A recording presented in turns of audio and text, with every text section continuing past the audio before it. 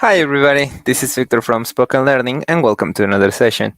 Today, we're doing the last part of our series when we talk about really weird titles from movies, from American movies mostly, that got translated really weird into Spanish.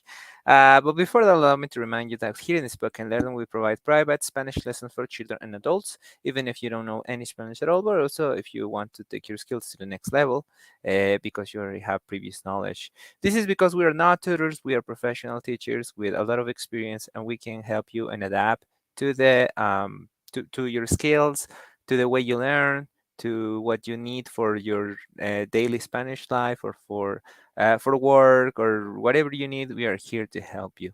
Remember that you can always call or text 832-413-2166 in order to enroll. And that will be it for the intro. Let's go for the topic. Once again, movie titles that were weirdly translated into Spanish. This is the one.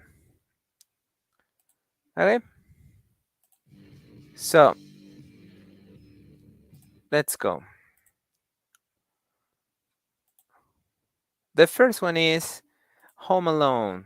We know this movie was a very hit success in the 90s for Macaulay Culkin. This comedy actually made the big deal for Macaulay Culkin that was called Solo en Casa in Spain.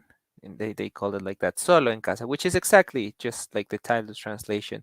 But in Latin America, the translation became Mi Pobre Angelito, which is something like my poor little angel, like, oh, my angel that got that Home Alone, that it's Home Alone, we forgot about him. So that's what it means.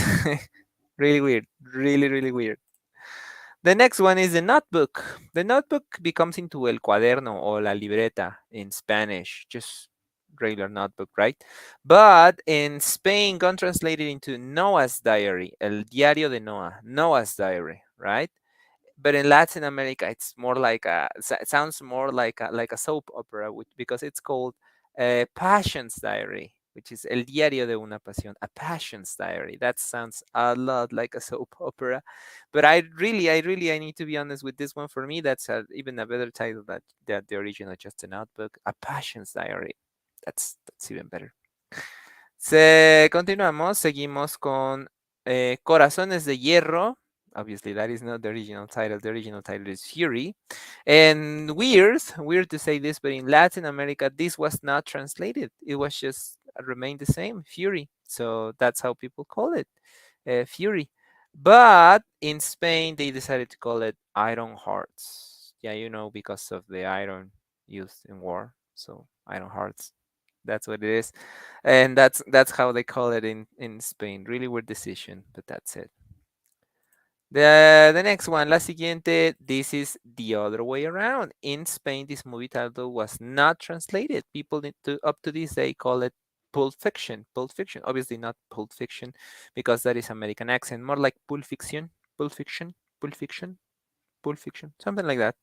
But weird thing to happen, that Spain not translating a movie title, really weird. But on the other hand, in Latin America, we got it translated into tiempos violentos, these violent times. Something once again really weird, but I think that it's also kind of cool, tiempos violentos, because if you have watched this movie, you know that it is actually very violent, but cool. Of course, it's a cool movie. It's a very well done movie. And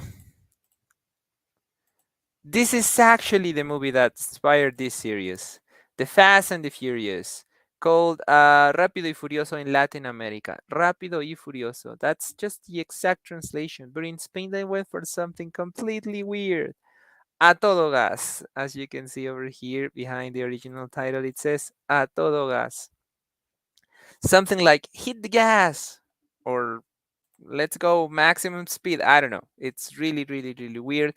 Even that expression a todo gas sounds completely weird. Makes no sense for many people in Latin America. We think it sounds ridiculous, and we have remained up to this day with the idea that in Spain they do really weird stuff with the movie titles. Of course, in Latin America, we do not get exact translation what the movie title is about, because sometimes it might be misinterpreted, might mean something else, might something come out, might be weird, might be misunderstood. People might say that that is not a movie for kids. Like, for example, The Pacifier, uh, the movie with also Vin Diesel, that I talk about on my second video, I think, about this series.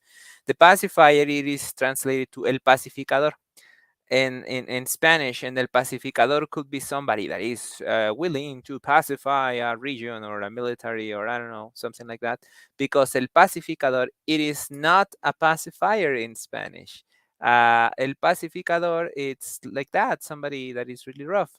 A pacifier in Spanish is called chupon, which is something closer to how people call a pacifier in England a sucker. So that's why it will be like really, really weird. That is just an example, right? That's pretty much from my part. Thank you so much for your attention. I hope that you found this topic a little bit interesting, or at least, I don't know, funny. It was actually very, very fun doing it, and I will work on the next series that I'm going to bring to you. Thank you so much for your attention. Remember that in spoken learning, we help you to achieve your goals with the Spanish language, but also we teach English. So if you have a friend or somebody that requires to perfect their English, we are here to help as well, because we can provide with those with that help. We also teach English to Spanish speakers. In case you were wondering, thank you so much for your attention. That will be all from my part. And I will see you on the next time.